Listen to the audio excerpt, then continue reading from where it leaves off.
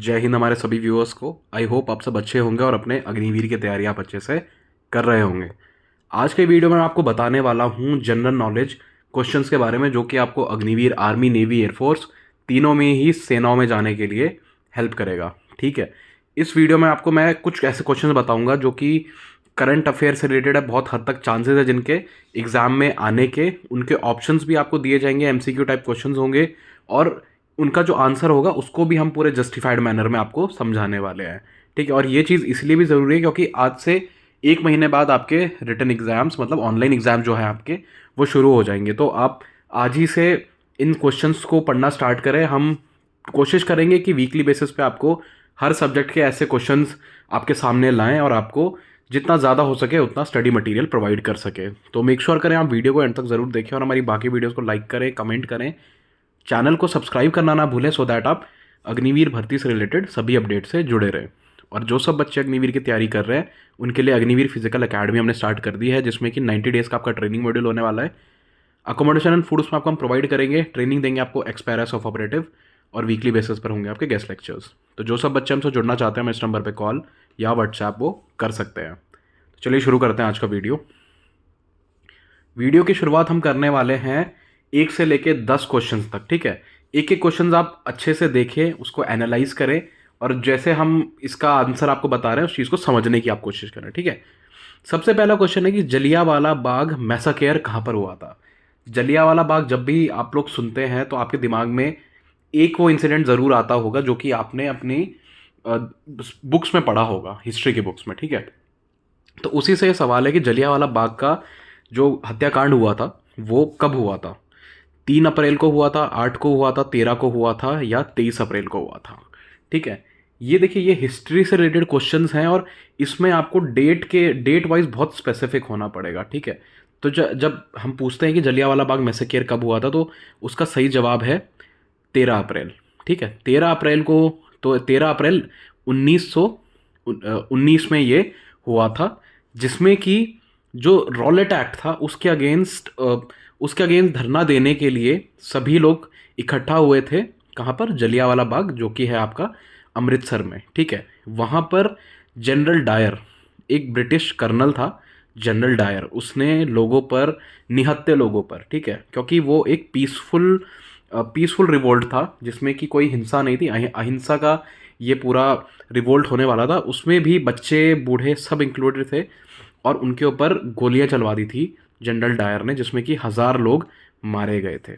ठीक है, तो अगर आप पे सवाल आता है कि कब ये हत्याकांड हुआ था, तो 13 अप्रैल आपका आंसर होगा।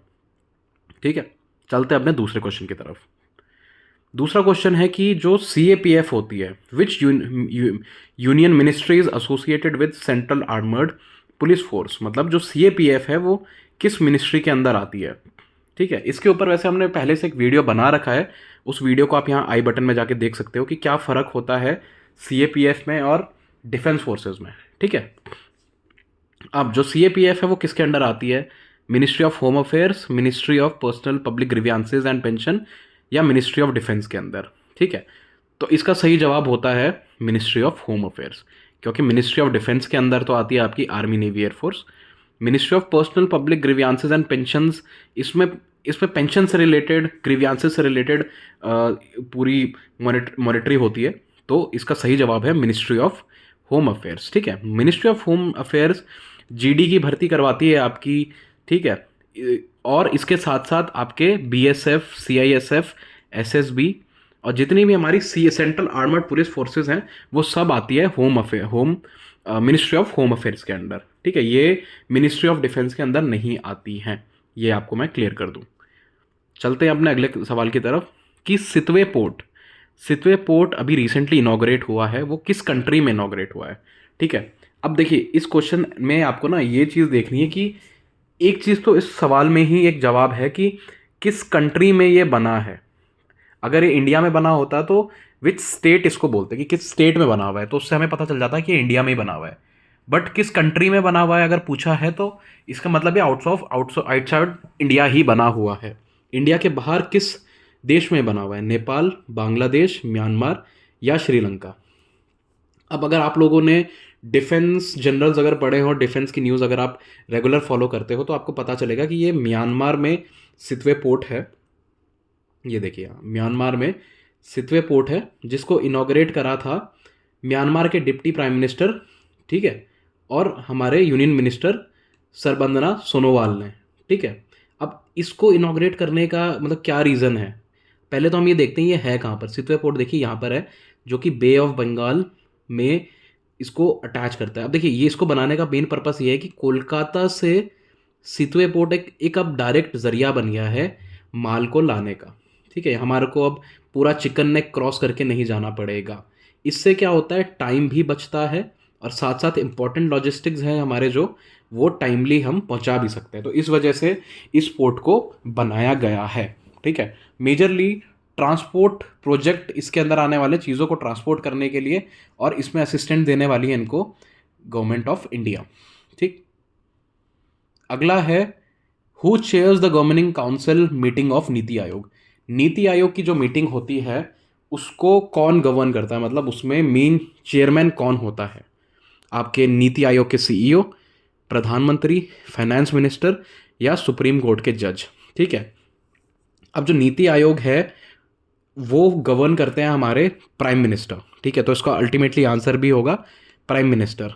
यहाँ देखते हैं हम प्राइम मिनिस्टर्स का जवाब है, ठीक। इसमें जैसे कि यहाँ पिक्चर में आप देख सकते हैं प्रधानमंत्री बीच में बैठे हुए हैं, ठीक है, और यही इसको गवर्न करते हैं नीति आयोग को, राइट। इसके साथ साथ chief ministers and lieutenant government governors 19 states and 6 union territories के इसमें शामिल होते हैं, और साथ साथ अपना ये जो भी इनको इश्यूज होते हैं या कुछ भी पॉलिसीज़ अगर बनानी होती है तो वो यहाँ पर डिस्कस होती है। तो अल्टीमेटली जो हमारे प्रधानमंत्री हैं वो इस आयोग की बैठक को इसका नेतृत्व करते हैं।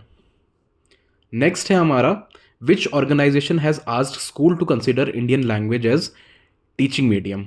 किस संस्था ने ये बोला है कि आप लोकल लैंग्वेज जो है, इंडियन लैंग्वेजेस जो लोकल लैंग्वेजेस हैं उनको आप पढ़ाने में यूज़ करोगे, ठीक है। किस ऑर्गेनाइजेशन ने, किस संस्था ने इंडिया की ये बोला है कि पढ़ाई जो होगी वो इंडियन भाषा में होगी, ना कि अंग्रेज़ी में होगी। ये यूजीसी ने बोला है, यूनिवर्सिटी ग्राउंड काउंसिल ने, नीति आयोग ने, सीबीएसई ने, या एनसीईआरटी ने, ठीक है। तो देखिए यूजीसी होता है आपका कॉलेजेस एंड यूनिवर्सिटी के लिए, नीति आयोग नीतियाँ बनाते हैं ये लोग, एनसीईआरटी की बुक्स होती हैं, और सीबीएसई है जो एक्चुअल में एक काउंसिल है, काउंसिल फॉर सीबीएसई जो है इसका एक्चुअल काउंसिल रखता है। तो आंसर इसका हमारा बनेगा सीबीएसई, ठीक है। ये देखिए यहाँ पे आंसर सी है, सीबीएसई। सीबीएसई ने बोला है कि लोकल लैंग्वेजेस हैं जो शेड्यूल 8 ऑफ कॉन्स्टिट्यूशन के तहत, उसमें बच्चे लोकल लैंग्वेज में अपना पढ़ाई कर सकते हैं, जो कि अभी रिसेंटली आया है नेशनल एजुकेशन पॉलिसी के अंडर। अब रिसेंटली नेशनल एजुकेशन पॉलिसी को धीरे धीरे रोल आउट कर दिया गया है, तो आगे जो बच्चे पढ़ाई करने वाले हैं वो अपनी लोकल लैंग्वेज में भी पढ़ाई कर सकते हैं।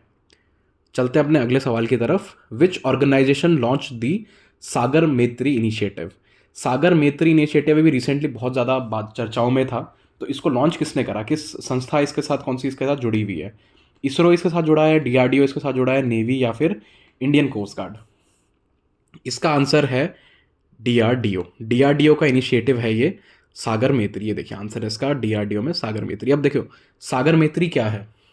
सागर मैत्री में सबसे पहले तो इंडियन नेवी की जो आईएनएस सागर ध्वनि है, ये इसमें यूटिलाइज करा जा रहा है इसको, और इसका काम है ओशन रिसर्च एंड डेवलपमेंट के लिए इस इनिशिएटिव को लॉन्च करा गया है, सागर मैत्री मिशन को, ठीक है। इसमें क्या होगा, ओशन रिम और हमारा जो समुद्र है उसके अंदर रहने वाले जीव जंतु, उसके अंदर उसकी रिसर्च, पानी के अंदर में जो भी रिसर्च करनी है उसके लिए इस इनिशिएटिव को आगे करा गया है, ठीक है। चलते हैं अपने 7वें क्वेश्चन पे। Which state is host of India UAE joint military exercise desert cyclone 2024। अभी रिसेंटली डेजर्ट साइक्लोन 2024 गया है, और किस स्टेट में वो हुआ है वो हमें बताना है। अभी अगर आप हमारा इंस्टाग्राम चैनल फॉलो करते हो तो वहाँ भी हम ये सब अपडेट्स डालते रहते हैं, जो भी इवेंट से रिलेटेड वीडियोस हमारे पास आती है, इमेजेस आती हैं, हम उस प्लेटफॉर्म पे अपने डालते रहते हैं। तो मेक श्योर करें आप हमारे को इंस्टाग्राम पे भी ज़रूर फॉलो करें, ठीक है। ये गुजरात में हुआ, पंजाब में हुआ, राजस्थान में हुआ, या हरियाणा में हुआ, ठीक है। अगर आप इसका आंसर जानते हो तो आप हमें कमेंट में बता सकते हो, ठीक। वैसे इसका एक्चुअल आंसर है राजस्थान, ठीक है। अब जैसे हम यहाँ समझ सकते हैं डेजर्ट साइक्लोन, तो डेजर्ट साइक्लोन कहाँ पर होगा, राजस्थान में ही तो होगा, ठीक है। अब इसमें इंडिया एंड यूएई, इनकी दोनों हमारी जो ये दो कंट्रीज़ हैं साथ में इस एक्सरसाइज को करती हैं, और ये हर साल होती भी आ रही है, जिसमें कि यूएई और इंडियन आर्मी है जो हमारी, वो साथ में अभ्यास करती हैं अर्बन ऑपरेशंस में, ठीक है। बहुत सारी एक्सरसाइजेज होती हैं, अर्बन वॉरफेयर की होती हैं, दोनों कंट्रीज़ अपने वॉर टैक्टिक्स शेयर करते हैं, अपनी वेपन्स को शेयर करते हैं, टेक्नोलॉजीज़ को शेयर करते हैं, स्ट्रैटेजीज़ को शेयर करते हैं, तो इसीलिए ये बायलेटरल एक्सरसाइजेज बहुत ज़रूरी हो जाती है दो देशों के बीच में। इसके साथ साथ दो देशों के रिश्ते नाते जो होते हैं वो भी इससे स्ट्रांग होते हैं। तो इसका सही जवाब है राजस्थान में ये ऑपरेशन डेजर्ट साइक्लोन हमारी जो एक्सरसाइज है वो हुई है, ठीक। चलते हैं 8वें क्वेश्चन पे। Which city has name the cleanest city for the 7th consecutive year? कौन सी सिटी है भारत की जो कि सबसे साफ सिटी घोषित हुई है 7वीं बार? क्या वो मुंबई है, गांधीनगर है, इंदौर है या नागपुर है, ठीक है। अब देखिए मुंबई, गांधीनगर, नागपुर ये सब बहुत क्राउडेड एरियाज, और यहाँ पर ऑल दो क्लीनलीनेस है बट उस हद तक नहीं है जितना इंदौर में है। तो इसका सही जवाब है इंदौर। ये देखिए इंदौर सही जवाब है। यहाँ की रोडें देखिए आप कितनी साफ़ हैं, यहाँ की जगह देखिए कितनी साफ़ हैं, और ये एक बार नहीं, कंसेक्यूटिवली 7 बार ये एक के बाद एक के बाद एक इसको मोस्ट क्लीनेस्ट सिटी का अवार्ड मिला है, ठीक है। इस बार दिया है द्रौपदी, हमारे जो प्रेसिडेंट है द्रौपदी मुर्मू, उन्होंने 11 जनवरी 2024 को ये उपाधि दी है इंदौर सिटी को, ठीक है। और अभी तक भी ये शहर इस मुकाम को अपने पास रखने में सक्षम है, और बहुत हद तक अगले आने वाले सालों में भी ये इसी के पास रहने वाला है। ऑल दो और भी सिटीज़ हैं जो कि अपने आप को क्लीन बना रही हैं, ग्रीन बना रही हैं। अब लेट्स सी अगर इंदौर को कोई पछाड़ पाता है या नहीं पाता है। नेक्स्ट है पिनाका मिसाइल। पिनाका मिसाइल, ठीक है, एक मल्टी बैरल रॉकेट लॉन्चर होता है पिनाका। वो किस कंट्री ने बनाया है, ठीक है। चाइना ने बनाया है, यूके ने बनाया है, रशिया ने बनाया है, इंडिया ने बनाया। अब देखिए पिनाका क्या होता है, जिन सब बच्चों को पता है वो हमें कमेंट सेक्शन में बताएं कि पिनाका का मतलब क्या होता है।